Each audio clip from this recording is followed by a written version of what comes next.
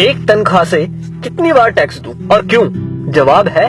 मैंने 30 दिन काम किया, तनख्वाह ली, टैक्स दिया, मोबाइल फोन खरीदा, टैक्स दिया, रिचार्ज किया, टैक्स दिया, डेटा लिया, तब टैक्स दिया, बिजली ली, फिर टैक्स दिया, घर लिया, टैक्स दिया, टीवी फ्रिज आदि लिए, टैक्स दिया, कार ली, टैक्स दिया, पेट्रोल लिया, फिर टैक्स दिया, सर्विस करवाई, टैक्स दिया, रोड पर चला, फिर भी टैक्स दिया, टोल पर फिर टैक्स दिया, लाइसेंस बनवाया, टैक्स दिया, गलती की तो टैक्स दिया, रेस्टोरेंट में खाना खाया तो टैक्स दिया, पार्किंग का टैक्स दिया, पानी लिया उस पर टैक्स दिया, राशन खरीदा उस पर भी टैक्स दिया, कपड़े जूते किताबें ली उस पर भी टैक्स दिया, टॉयलेट गया उस पर भी टैक्स दिया, दवाई ली तो भी टैक्स दिया, गैस ली टैक्स दिया, सैकड़ों और चीजें ली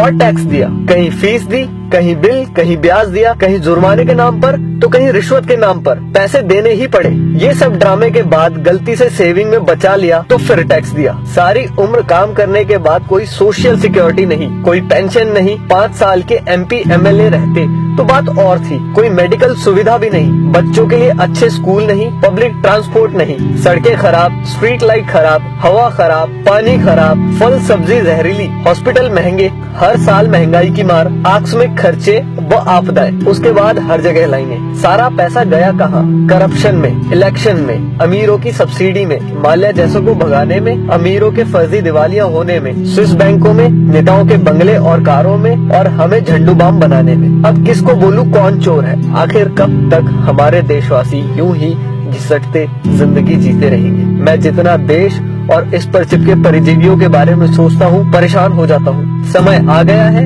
कि किसी की भी भक्ति से बढ़कर देश और देशवासी